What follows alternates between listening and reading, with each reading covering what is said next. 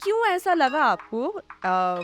Life में सबके कहीं ना कहीं एक समय आता है जहाँ पे लोगों को रियलाइज होता है कि यार मैं ये चुनूंगा या ये चुनूंगी तो लाइफ में कुछ अच्छा कर सकती हूँ। तो आपकी लाइफ का ऐसा कौन सा इंसिडेंट था जहाँ पे आपको लगा कि अर्पिता तुम म्यूजिक से जुड़ी रहोगी तो बहुत कुछ कर लोगी? हेलो नमस्ते, वेलकम टू टाइम्स टॉक 24 और मैं हूँ आपकी टी टॉकर आकांक्षा, जो कि आ चुकी है एक बहुत ही नए एपिसोड के साथ जिसमें हम बात करने वाले हैं एक बहुत ही वर्सेटाइल पर्सनालिटी से, जो कि है म्यूजिक फील्ड से भी रिलेटेड, सोशल फील्ड से भी रिलेटेड एंड वो बहुत ही अच्छी एक बिजनेस वुमन भी है। तो बिना टाइम गवाते हुए मैं उनको आपसे मिलवाने जा रही हूँ और जो है अर्पिता उपाध्याय जी, तो हम लोग बात करने वाले हैं उनसे। देखते हैं क्या होने वाला है आज के शो में। सबसे पहले तो मैं आपका वेलकम करती हूँ टाइम्स टॉक 24 पर। आगे कैसा लग रहा है आपको? मुझे बहुत ही ज़्यादा अच्छा लग रहा है और मैं कॉन्ग्रेचुलेशंस कहना चाहूँगी आपको और आपकी पूरी टीम को, जिन्होंने एक न्यू थीम स्टार्ट किया है। एक्चुअली मुझे जहाँ तक लगता है कि गोरखपुर में पहला ही है और बहुत प्यारा है। आपका सेटअप भी बहुत प्यारा है, बहुत ही खूबसूरत है। इसके लिए उत्कर्ष जी को बहुत ढेर सारी बधाई। आदर्श, आकांक्षा, आप जितने भी लोग हैं, आप सब लोग को ढेर सारी बधाई।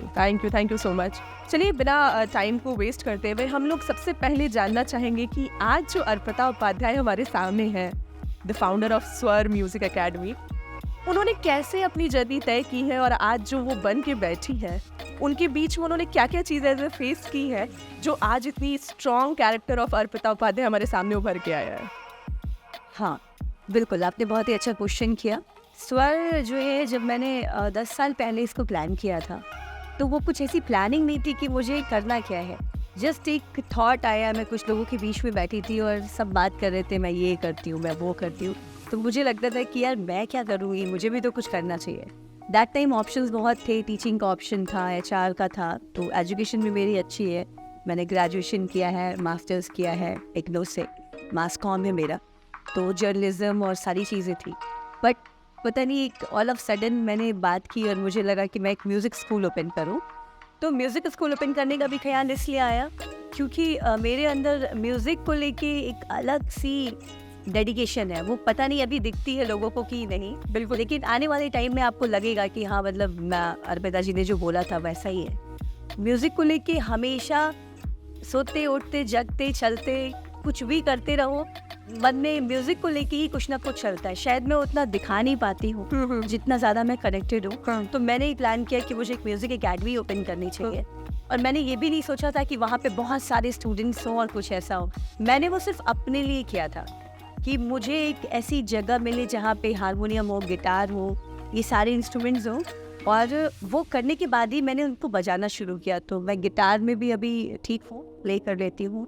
ड्रम्स मुझे बहुत पसंद है, ड्रम्स बजाना। फिर सिंगिंग, तो खाली टाइम में बैठ के वो रियाज करना, वो सारी चीज़ें। मतलब ऐसा कहना चाहती हूँ कि आपने कुछ ऐसा चूज किया जिस वजह से आप हमेशा म्यूजिक के साथ कनेक्टेड रहे। ओके, दैट्स कनेक्शन की वजह से वो धीरे धीरे कब वो एकेडमी में तब्दील हो गया कि बच्चे आना शुरू कर दिए, तो मैंने फ्री ऑफ कॉस्ट पढ़ाना शुरू किया। बट एक टाइम के बाद लगा कि नहीं, अब मुझे फीस भी लेनी होगी क्योंकि मैं थोड़ा सा सोशली भी इन्वॉल्व रहती हूँ। तो सोशल वर्क करने के लिए मुझे अर्न करना होगा। तो ये सारी चीज़ें करते करते वो धीरे धीरे कैसे शुरू हो गया मुझे नहीं पता, और आज देखते देखते एक दशक हो चुका है। वो एक छोटे से कमरे से शुरुआत हुआ था, जस्ट एक ऐसे ही छोटा सा कमरा था और मैं वहाँ सिखाती थी बच्चों को। फिर मैंने उसको प्रोफेशनली शुरू किया और टचवुड सब कुछ बहुत अच्छा है। बिल्कुल बिल्कुल, मैं आई हूँ आपके म्यूजिक एकेडमी पे और जितनी मैं कहूँ कि उस जगह पर आके जितना सुकून मुझे मिलता है ना, वो शायद मुझे गोरखपुर में किसी मंदिर में या फिर कहीं ऐसी जगह पे जहाँ पे धार्मिक चीजें जुड़ी होती है वहीं पे मिलता है। Thank you. तो बहुत पॉजिटिव एनर्जी है, बहुत पॉजिटिव एनर्जी। जो भी आता है वो ये कहता है कि एक अलग सी पॉजिटिविटी है। बिल्कुल बिल्कुल, और जहाँ पे आपको चैन की नींद आ जाए ना, वो जगह पॉजिटिविटी होती है। और क्योंकि हो सकता है मैं भी कहीं ना कहीं म्यूजिक फील्ड से जुड़ी हुई हूँ, तो इस वजह से वहाँ पे बहुत कनेक्टेड फील करती हूँ। क्यों ऐसा लगा आपको? लाइफ में सबके कहीं ना कहीं एक समय आता है जहाँ पे लोगों को रियलाइज होता है कि यार मैं ये चुनूंगा या ये चुनूंगी तो लाइफ में कुछ अच्छा कर सकती हूँ। तो आपकी लाइफ का ऐसा कौन सा इंसिडेंट था जहाँ पे आपको लगा कि अर्पिता तुम म्यूजिक से जुड़ी रहोगी तो बहुत कुछ कर लोगी? बहुत, एक्चुअली मुझे जब भी मैंने प्लान किया कि मैं कुछ करियर कॉन्शियस में बहुत नहीं थी कि मुझे करियर बनाना है, लेकिन हाँ कुछ करना है। और जब मैंने प्लान किया तो मुझे लगा कि जॉब्स तो बहुत हैं। इनफैक्ट आप ऐसे समझिए, अगर कोई कहता है कि जॉब नहीं है करने को तो वो गलत बात है। हर फील्ड में, हर छोटी चीज़ों में जॉब है। लेकिन जब मैंने खुद के लिए प्लान किया तो मुझे लगा म्यूज़िक ही एक ऐसा फील्ड है जहाँ मैं जब तक जिंदा हूँ तब तक मैं कुछ कर सकती हूँ, कुछ क्रिएटिव कर सकती हूँ। और म्यूज़िक ऐसी चीज़ है जो मेरे से कभी छूटेगी नहीं। मतलब कुछ लोग कभी होते हैं, कभी नहीं होते हैं, लेकिन म्यूज़िक ऐसी चीज़ है जो आपके साथ हमेशा रहती है। आप सोए तो, रोए तो, हंसे तो, खेल रहे हो तो, ड्राइव कर रहे हो तो, कुछ खा रहे हो तो, मतलब वो चीज़ ऐसी है। तो मुझे हमेशा से लगा कि मैं म्यूज़िक से कनेक्टेड अगर रहूँगी तो मैं कुछ तो कर लूँगी। तो आज वो मुझे फील होता है कि मैंने कुछ किया है, भी बहुत कुछ करना बाकी है। वाह, जैसा कि अभी थोड़ी देर पहले आपने मुझसे कहा कि आप ने बस ऐसे ही स्टार्ट कर दिया था, बट आप सोशल चीज़ों से भी बहुत जुड़ी हुई है। तो क्या है वो सोशली चीज़ें जो आपने अभी तक किया है? सोशल एक्चुअली म्यूज़िक तो एक मेरा पैशन है और मैं जीती हूँ उसको हर दिन। हाँ, दिखता कितना है वो मुझे नहीं पता, लेकिन वो मेरे अंदर वो चीज़ बहुत ज़्यादा है।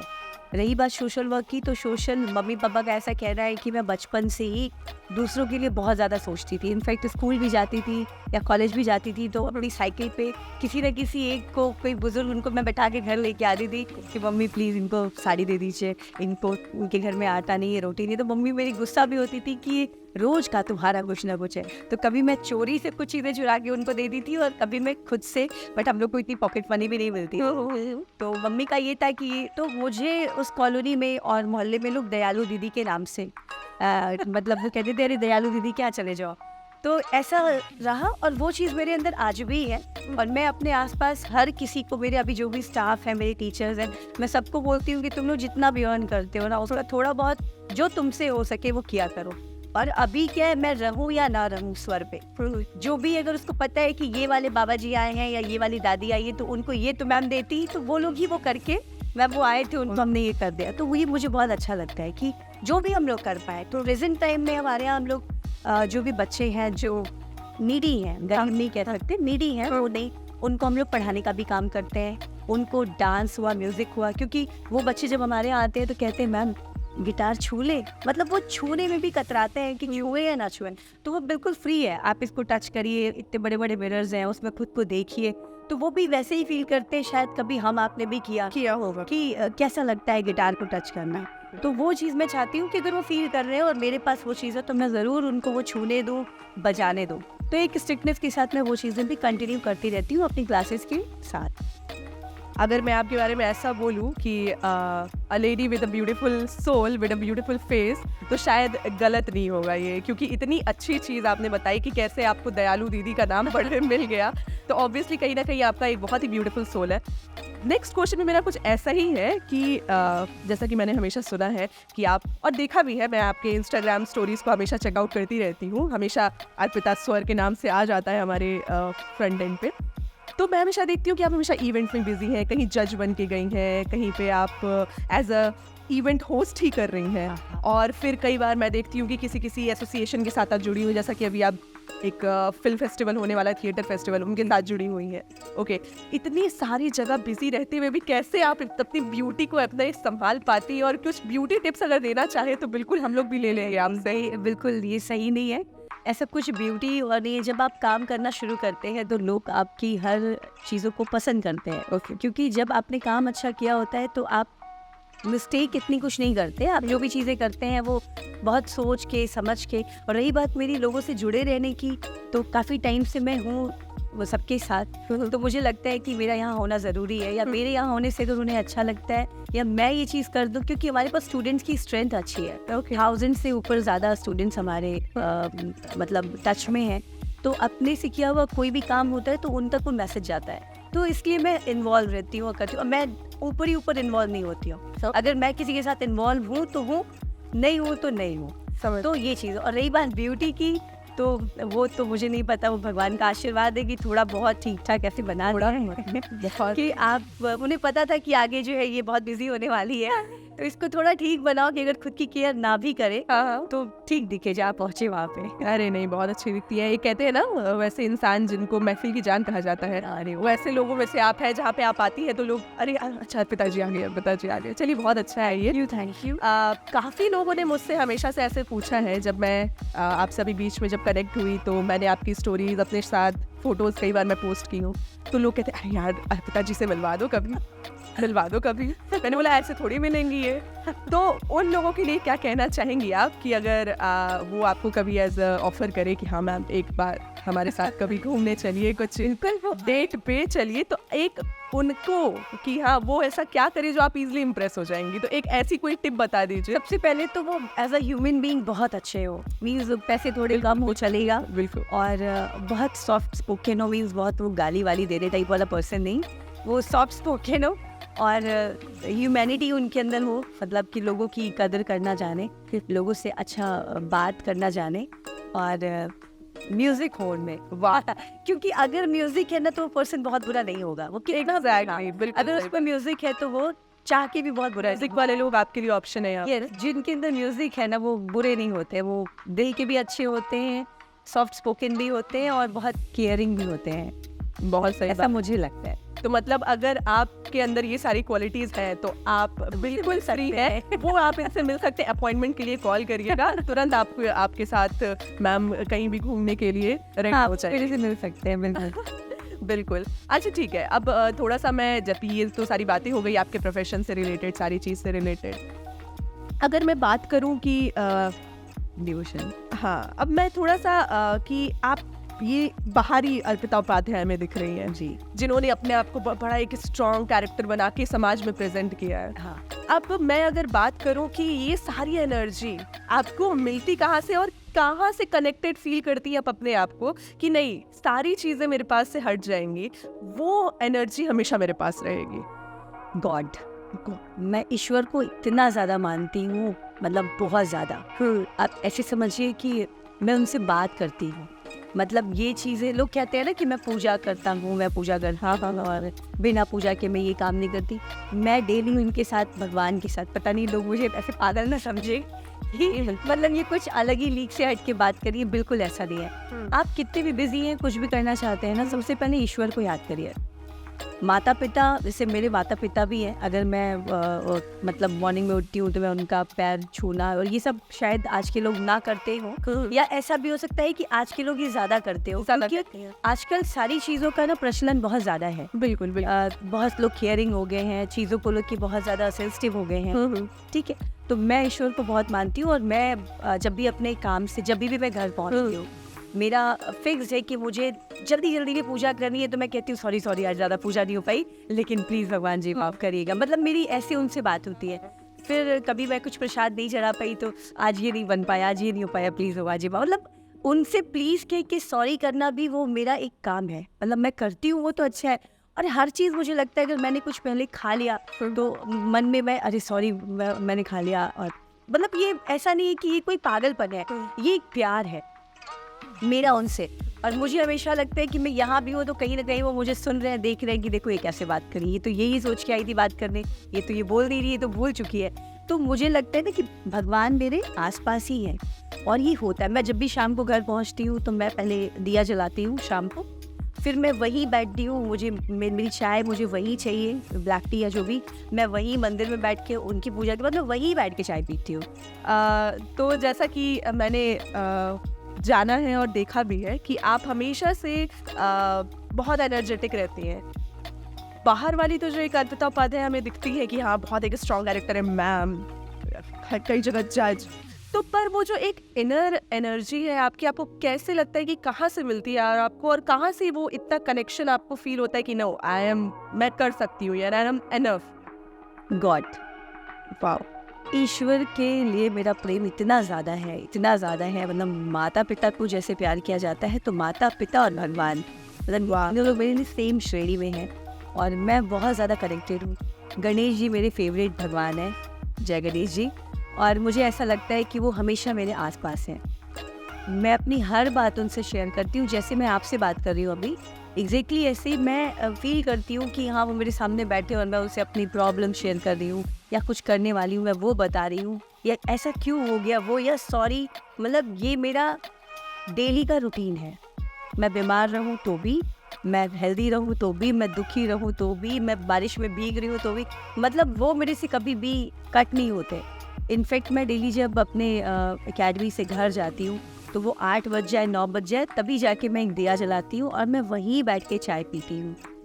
कभी कभी ऐसा होता होगा जब मैं इधर उधर कहीं बैठ गई किसी और रूम में, लेकिन वो मेरा रेगुलर का ये रूटीन है और वो चीज़ मैं मिस भी नहीं करना चाहती, क्योंकि वो करते वक्त मुझे इतनी खुशी मिलती है, मुझे इतना सुकून मिलता है, आप कह सकते हैं। लगता है कि जैसे मेरी प्रॉब्लम्स आप देख लीजिएगा, अब देखिए ये प्रॉब्लम आ रही है, देख लीजिएगा आप, मतलब इस तरीके से मेरी उनसे बात होती है। और कोई सॉरी है तो मैं सॉरी भी उनको उतना ही ज़्यादा बोलती रहती हूँ कि गलती हो गई, प्लीज़ प्लीज़ प्लीज़ एक बार और, ऐसे में बात करती हूँ। तो मैं बहुत ज़्यादा उनसे कनेक्टेड हूँ। तो जो भी लोगों को देखने को मिलता होगा कि यार she is very energetic and she is very enthusiastic, ये सारा जो पावर है ना मुझे उनसे ही मिलता है। तो मैं ये सबको एक मैसेज देना चाहती हूँ, जो आजकल की भी जनरेशन है, भगवान से कनेक्टेड रहिए। अगर आपको कुछ करना है तो टाइम पास करना है तो फिर आप कुछ भी करिए, उसके लिए मैं क्यों कुछ बोलूँ। लेकिन अगर आप ज़िंदगी में कुछ करना चाहते हैं, फील्ड वो कोई भी हो, भगवान से कनेक्टेड रहिए, ईश्वर को बहुत प्यार करिए और डेडिकेटेड होके में दिखावा ना हो, वो इंटरनल। आप अगरबत्ती मत जलाइए, फूल मत चढ़ाइए, लेकिन जब आप उनको याद करिए ना तो वो चीज़ एक्चुअली मतलब आपके अंदर एक बिलीव हो बहुत कि वो मेरा अच्छा करेंगे। बिल्कुल किसी बात कभी एक्सीडेंट होते हुए मैं तो बच जाती हूँ, मैंने कहा हाँ थैंक यू बचा लिया आप, ये होता और ये हमेशा होता है। मीन्स आपको ऐसा लगता है कि वो आपको प्रोटेक्ट भी कर रहे हैं, वो आपको एनर्जी भी दे रहे हैं और आपके एक साथी है आपके साथ। Okay very good. ये इसी सारी बातों को सुन के एक बार बोला जाए गणपति बप्पा मौर्य मंगल मूर्ति मौर्य। चलिए बहुत अच्छा। जैसा कि मैंने सुना है आपके बारे में कि अभी आपके म्यूजिक वीडियो भी लॉन्च होने वाला है, तो इतनी मतलब ऑब्वियसली इतना खूबसूरत चेहरा है, कैमरा बिना कैप्चर किए कैसे मानने वाला था। तो ये जैसा कि मैं बता दूं कि जिन लोगों को भी नहीं पता होगा, तो ये मैम म्यूजिक एल्बम्स भी अपने रिलीज करती हैं, बहुत ही खूबसूरत गाना गाती है। मैंने तो मतलब 2-3 इनके वीडियोस की मैं पर्सनली फैन हूँ, जिसमें आपने आवाज़ दिया और कई में आप फीचर भी हुई हैं जी। अभी आपके रिसेंट कौन कौन से प्रोजेक्ट है जिसमें हमें आप दिखने वाली और आपकी आवाज़ सुनने को मिलने वाली है? अभी एक नवरात्रि का आया था, तो भोजपुरी बेस था, सॉफ्ट भोजपुरी, ठीक। और फिर अभी एक रोमांटिक सॉन्ग आ रहा है, फिर छठ का एक सॉन्ग आ रहा है, उसके बाद राम जी का एक सॉन्ग है वो आने वाला है। तो ऐसे ट्रैक पे कई सारे, मतलब हमें दिवाली, हाँ छठ, मतलब आने वाले सारे फेस्टिवल में हमें आपकी आवाज़ 3-4 महीने में कई सारे गाने आपको सुनने को मिलेंगे। उसमें मैं गा भी रही हूँ और जहाँ पे लगेगा कि मैं शूट कर रही हूँ तो मैं वहाँ पे कोशिश करूंगी कि मैं दिखाई भी दूँ। बिल्कुल बिल्कुल, बहुत अच्छा। और हमें मतलब हमारी आंखों के लिए अच्छा होगा ये, मेरे क्या सभी की आंखों के लिए अच्छा होगा अर्पिता उपाध्याय जी को ऑन स्क्रीन देखना। जैसा कि ये तो हो गया डिवोशनल चीज़ें, रोमांटिक सॉन्ग्स भी आपको गाने पसंद है? हाँ, रोमांटिक सॉन्ग भी मुझे बहुत पसंद है और मुझे सैड सॉन्ग भी बहुत पसंद है। क्योंकि मैं फील बहुत अच्छा कर सकती हूँ, तो मुझे ऐसा लगता है कि जब आप फील किसी चीज़ को अच्छा करते हैं तो आप उसको अपना 100% दे पाते हैं। बिल्कुल, ये बात तो बिल्कुल, इसके लिए मैं एग्री करूंगी कि जिसमें आप फील कर पाते हो जो चीज़ें और आपको वो चीज़ें करने में खुशी मिलती है, वो उसमें आप अपना 100% देते हो। अभी कोई रिसेंटली आपका रोमांटिक सॉन्ग जो आने वाला? हाँ, एक सॉन्ग आने वाला, ये आईना है या तू है, कभी से सिंह। ओके 2 लाइन सुन सकते हैं आपसे? हमारा 9/24 भी एकदम क्या कह दे, कुछ हर जाए यहाँ पे, खुशनुमा वाइब्स आ जाए यहाँ पे। एक सॉन्ग है, ऐसा क्यों होता है तेरे जाने के बाद, लगता है हाथों पे रह गए तेरे हाथ, तो शामिल है मेरे हंसने या रोने में, है क्या कोई कमी मेरे पागल होने में, मैंने इश्क तेरा ले डूबा। वाह, डूब गए हम। बहुत सारे लोग जो ये सुनकर मुंह पे डूब गए होंगे। बहुत ही खूबसूरत, बहुत ही बढ़िया। मतलब हम हमेशा सोचते हैं और लोग ऐसा हमेशा ऐसा कहते हैं, मतलब एक इंसान के अंदर कैसे इतनी सारे टैलेंट, इतना सारा वर्क, एंथुजियाज्म और सारी चीज़ें हो सकती हैं। लाइव एग्जांपल है हमारे पास, और हम टाइम्स ऑफ 24 पे ऐसे बहुत सारे लोगों को लेके आने वाले हैं जिनके बारे में उनका ये पर्सनल फेस उन्होंने नहीं देखना होगा। और आई फील वेरी ब्लेस्ड कि मैं इस शो की एंकर हूँ और मेरे थ्रू और इस मीडियम से लोगों के बीच में वो फेस जाने वाला है। नहीं वाह, अच्छा है ना, आप भी कहीं ना कहीं आप कल्चर से, मतलब जो भी आर्ट एंड कल्चर है उससे रिलेटेड है, तो आप बहुत अच्छे से एटलीस्ट म्यूजिशियंस को तो आप फील कर पाएंगे। अरे बिल्कुल, आपके क्वेश्चंस भी हमेशा अच्छे होंगे। बहुत बहुत। अब जैसा कि मैंने आपकी वॉइस में सुना, बहुत ही एकदम प्यार भरा हुआ है बहुत प्यार भरा हुआ है। और मुझे लगता है कि जैसे हमारी सोसाइटी में लव को ना लोगों ने टैबू बना दिया है, बहुत बड़ा सा टैबू। मतलब लव मतलब एक प्रेमी जोड़ा हाथ पकड़ के पार्क में चल रहा है, बैठा हुआ है, ये नहीं। मुझे लगता है जो म्यूजिशियंस होते हैं और जो म्यूजिक के बैकग्राउंड्स होते हैं वो लव को किसी और एंगल से देखते हैं। उनको एक छोटे से बच्चे में भी प्यार दिखाई देता है, उनको बाहर अगर हवाएं चल रही है और पत्ते आपस में लहरा रहे हैं एक तो भी प्यार लहरा रहे हैं तो भी प्यार दिखाई देता है। एक गाना आ जाएगा माइंड में और भगवान के सामने बैठो तो भी आ जाएगा, लव दिखता है, प्यार आता है। तो आपको personally Arpita Upadhyay ji, do you believe in love at first sight? हाँ, येस आई बिलीव, क्योंकि प्यार बहुत नाप तौल के नहीं किया जा सकता और प्यार को बहुत प्लान नहीं किया जा सकता कि मतलब ये होगा तो ही प्यार होगा। वो ऑल ऑफ सडन कोई आपको अच्छा लग सकता है, जैसे आपने बोला कि पत्ते लहरा रहे हो तो एग्जैक्टली ऐसा होता है। हल्की सी बारिश भी होती है तो अलग मूड हो जाता है, हवा अच्छी चलती है तो अलग मूड, बहुत तेज धूप है तो एक अलग मूड हो जाता है। तो हर एक मूड में प्यार है। तो लव इज फर्स्ट साइट जो आप कहना चाह रही हैं, लव इज फर्स्ट साइट होता है।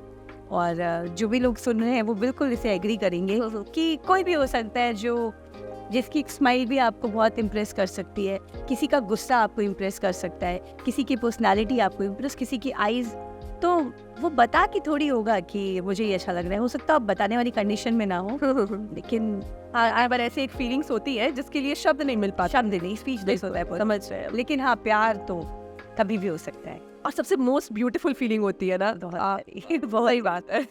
चलिए, 2-3 चीजें और मैं आपसे जानना चाह रही थी। जैसा कि आप कल्चर से जुड़ी हुई हैं, म्यूजिक से जुड़ी हुई हैं, स्पिरिचुअली बहुत एक्टिव हैं, हाँ, कनेक्टेड हैं। उसके बाद आप म्यूजिक वीडियोस में भी लॉन्च होती हैं, फेस भगवान माशाल्लाह इतना सुंदर है ही आपका।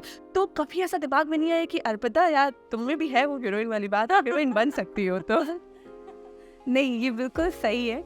एक टाइम था शुरू में जब ज़्यादा समझ नहीं थी तो खुद में अच्छी फीलिंग आती थी कि हाँ अच्छे तो लग रहे हैं, हाँ अच्छा ठीक है। ये वो वाली फील आती थी कभी पूजा से कि तुम्हें कोई हक नहीं है कि तुम इतनी खूबसूरत लगोगी? लगता था कि हाँ अच्छे तो लग रहे हैं, पर्सनैलिटी भी अच्छी है, सीरियल्स में जाना चाहिए या मूवी में जाना चाहिए कुछ। लेकिन शायद बैकग्राउंड वैसा नहीं था कि वो मतलब पेरेंट्स, उन्हें लगता था कि नहीं बच्चा जो है बिगड़ जाएगा, हाँ, या सेफ रहे। आज भी ऐसे पेरेंट्स, बहुत सारे पेरेंट्स ऐसा सोचते हैं और ये ठीक भी है, एक सेफ एंड साइड लुक्स लेके चलते हैं। बिल्कुल। लेकिन बाद में फिर आपका टैलेंट ही काम आता है। अगर आप टैलेंटेड है तो एज का कोई फैक्टर नहीं आएगा। कोई किसी चीज की कोई एज लिमिट नहीं होती है, age is just a number. आपको जब भी एक अच्छा मौका मिले आप अपना 100% दीजिए, आप अपनी तरफ से 100% दीजिए, रेस्ट छोड़ दीजिए, जो होगा देखा जाए। एटलीस्ट आपने अपना अच्छा किया। जैसे आज मैं यहाँ पे हूँ, आप मेरे से जो भी क्वेश्चन कर रही है, मुझे जो भी समझ में आ रहा है आज से, क्योंकि मुझे नहीं पता था मेरे से क्या क्या क्वेश्चन यहाँ होने वाला है, लेकिन मैं वो आंसर दे रही हूँ जो मेरे दिमाग में आ रही है। एग्जैक्टली। यहाँ पे जब इनॉग्रेशन सेरेमनी हुई थी और रवि किशन जी आए थे तो उन्होंने पॉडकास्ट शो और पॉडकास्ट चैनल पे क्या बातें करी ना, उन्होंने 2 शब्द में बताया था कि यहाँ पे आपको मर्यादा में रहते हुए औघड़ होके बोलना है। मतलब जैसे आप हैं वैसे वहाँ पे इस माइक को एकदम ये समझना है कि सच बोलेंगे तो ही एक्सेप्ट करेगा। बिकॉज हम हमेशा एक ऐसे बैकग्राउंड से जुड़े होते हैं या फिर एक ऐसे स्टेज पर होते हैं जहाँ पे हमें अपना एक बहुत प्रोफेशनल वाला वे मेंटेन करना है। बिल्कुल। आकांक्षा श्रीवास्तव जी ये शो इसलिए लेकर आई कि जैसी वो है थोड़ी शरारती सी, नॉटी सी, उनको बड़ा मजा आता है लोगों का वो वाला फेस देखने में। तो मुझे भी बहुत अच्छा लग रहा है कि जिस तरह से आप एकदम रियल होके बात कर रही हैं, रियल सारी चीज़ें बता रही हैं। तो ऑब्वियसली टाइम्स टॉप 24 इसीलिए बना है। एंड दूसरी साइड में ये भी पूछना था आपसे, थोड़ा सा और पर्सनल है।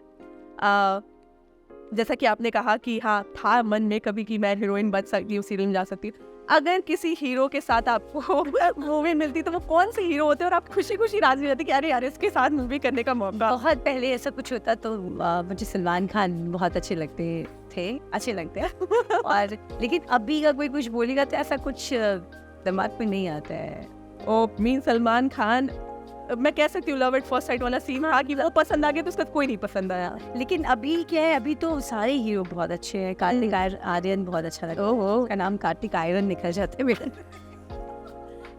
कार्तिक आर्यन बहुत अच्छे। फिर अभी कैटरीना ने जिससे शादी, विकी कौशल बहुत देसी लोग, हाउस द जोश वो अच्छे लगते हैं। मतलब लगता है कि हाँ ये पर्सनैलिटी के साथ हम भी मैच करें, अच्छा लगे कि अच्छी है, तो ये लोग अच्छे लगते हैं। बाकी मुझे तो सिंगर्स ही अच्छे लगते हैं। सिंगर्स, फेवरेट सिंगर कौन है आपका? अरिजीत सिंह। अरे मेल में अरिजीत सिंह का आजकल का लुक है ना, वो सर पे वो पगड़ी बांध के वो क्या अजीब सा कुछ करके वो जब गिटार प्ले करते हो, लोगों से बात करते हो, लगता है मुझे भी एक आध कोई ऐसा लुक अपने लिए अप्लाई करना, जैसे मैं जब भी मैं अब सिंगिंग का मैं प्लान कर रही हूँ, मैं स्टेज शोज वगैरह करना शुरू करूँ, मैंने पूरी प्लानिंग कर ली है इसकी कि यार ठीक है क्लासेस रन कर रही है सब है, लेकिन मैं कहीं खोते जा रही हूँ। तो मुझे अब जो रियल अर्पिता है ना, अब वो सबको दिखाई देगी। बहुत सही बात बोली आपने, वो गायब नहीं होना। अब वो गायब नहीं होनी चाहिए, क्योंकि हाँ सारी चीज़ें हो रही है, एकेडमी प्रॉपर चल रही है, बुटीक अच्छा चल रहा है, ऑर्गेनाइजेशन अच्छी चल रही है, सब कुछ अपनी जगह पे अच्छा है,